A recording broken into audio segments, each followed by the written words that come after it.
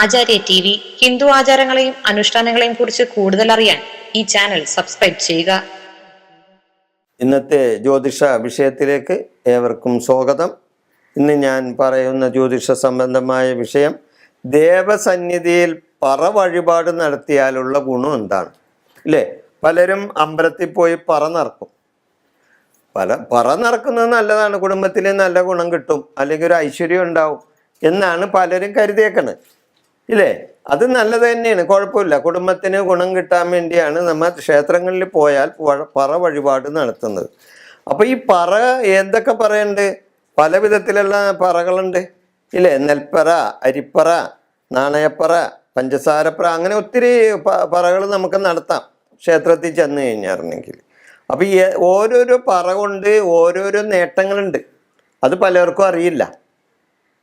മിക്കവരും ചെയ്യുന്നത് നെൽപ്പറയാണ് അവിടെ നടത്തുന്നത്. ഇല്ലേ, ഒരു ക്ഷേത്രത്തിൽ കൂടുതലും നടത്തുന്നത് നെൽപ്പറയാണ്. അല്ലാണ്ട് ചില പറകളുണ്ട്. അങ്ങനെ ചില പറകൾ നടത്തിയാൽ ചില ഗുണങ്ങൾ നമ്മളിൽ ഉണ്ടാവും. ആ ഗുണങ്ങളാണ് ഞാനിവിടെ പറയാൻ ഉദ്ദേശിക്കുന്നത്.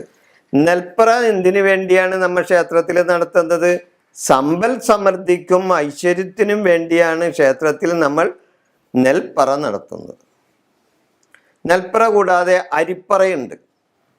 അരിപ്പറ നടത്തിയാൽ പ്രശസ്തിയും ഉദ്യോഗലബ്ധിയും കിട്ടുമെന്നാണ് പറയുന്നത്. ക്ഷേത്രത്തിലെ അരിപ്പറ നടത്തിയാൽ പ്രശസ്തിയും ഉദ്യോഗലബ്ധിയും കിട്ടും.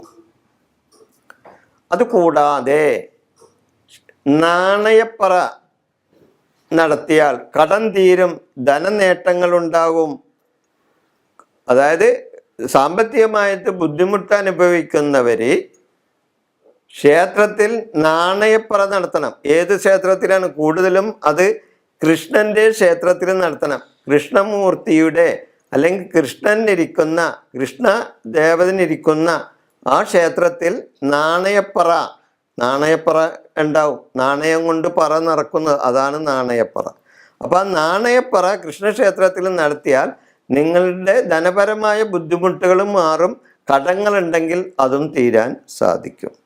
നാണയപ്പറ കഴിഞ്ഞു പിന്നെ പഞ്ചസാരപ്പറയുണ്ട്. ഗണപതി സന്നിധിയിൽ സന്താന ലബ്ധിക്ക് വേണ്ടി പഞ്ചസാരപ്പറ നടക്കാമെന്ന് പറഞ്ഞു. അതായത് ഗണപതി സന്നിധിയിൽ, ഗണപതി ഭഗവാന്റെ ക്ഷേത്രത്തിന് മുന്നിൽ പഞ്ചസാര പറ നിറച്ചാൽ ഗണപതിയുടെ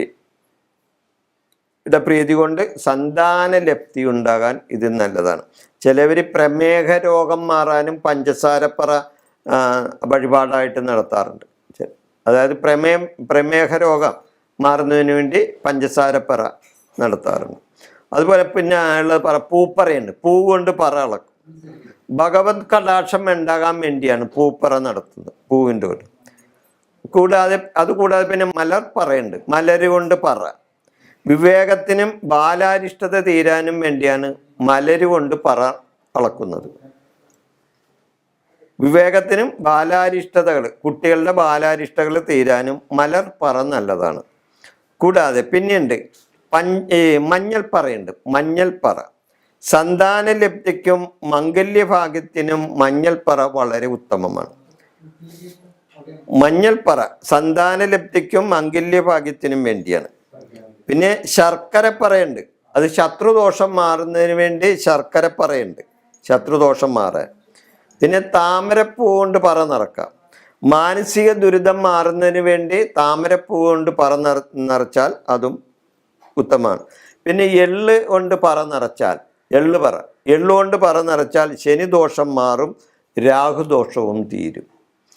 ഇങ്ങനെ ചില കാര്യങ്ങൾ കൂടി പറ സംബന്ധമായ ചില വിഷയങ്ങളുണ്ട്. ഇങ്ങനെയുള്ള കാര്യങ്ങൾ ഇന്നിൻ്റെ കാര്യങ്ങൾക്ക് വേണ്ടിയാണ് ചെയ്യുന്നത്.